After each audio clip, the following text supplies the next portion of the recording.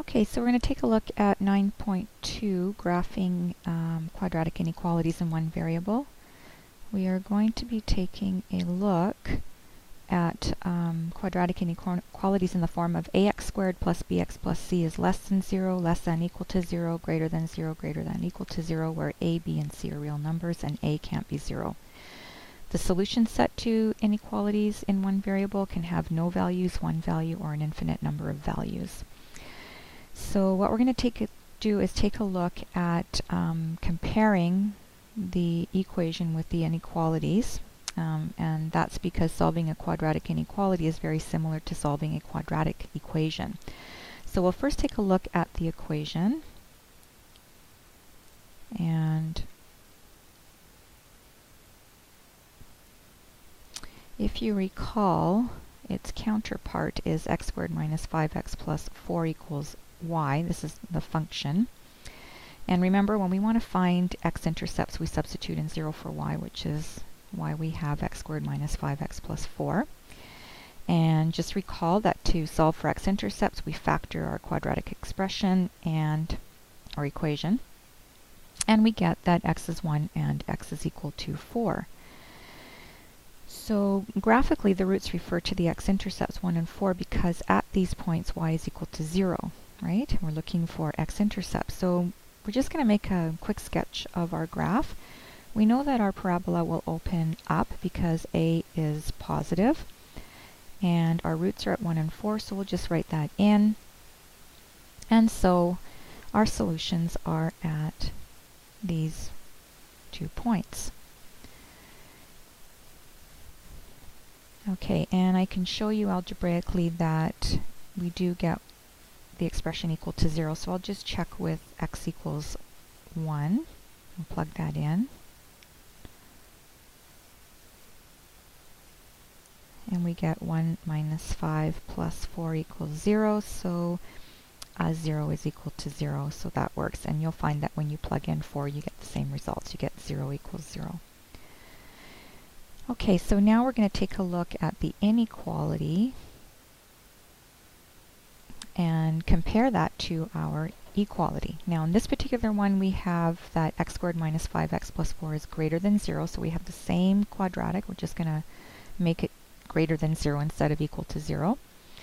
Now if you recall, the function form is x squared minus 5x plus 4 equals y, so this expression right here is equal to y. So what we're looking for is where y is greater than 0. Okay? And so that's what this means. It means positive y's. Okay? And so it also means that if we want y's that are positive, we know that that is above the x-axis. So we're looking for values for y which are above the x-axis. Okay? Now to solve the inequality, we still do what we do when we're working with equalities. We factor the expression. We're going to get our roots at 1 and 4. Okay, we are still looking for a parabola that is opening up. Here's our x-axis. We have roots at 1 and 4. But the way we interpret our solution is different this time. So what we're looking for are for x values that make this equation greater than 0, or if you like, where y is greater than 0. That means everything above the x-axis. And so we are going to highlight the part of the graph which is above the x-axis, because that is going to be our solution region. Okay, notice we've got 2 solution regions. We have one which is where x equals 1 that goes off to the left. Okay, so it moves to the left. And we have the other region which moves to the right from 4. Okay, and so when we ask ourselves what values of x produce a positive y, the positive y's are located above the x-axis, and in this case where x is less than 1, right, because we're going to the left, or where x is greater than 4 because we're moving to the right. So let's check to see if these are correct. All right, we're going to check with x equals 5, so that means we will check to see if this one's correct. Okay, and we're going to pick x as equal to 5 because we want an x value which is greater than 4. So we will plug that in. We will go 5 squared plus 5 times 5 plus 4 is greater than 0. We get 25. Oh, sorry, this is minus, right?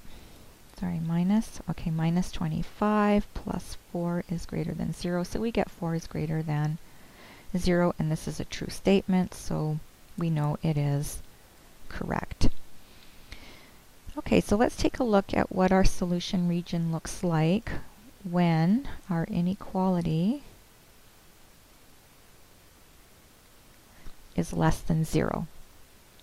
Okay, so less than 0 here means that y is less than 0. It means that we want negative y values. And all our negative y values are below the x-axis, so we are looking for below the x-axis. Okay, so once again, to solve our inequality, we factor.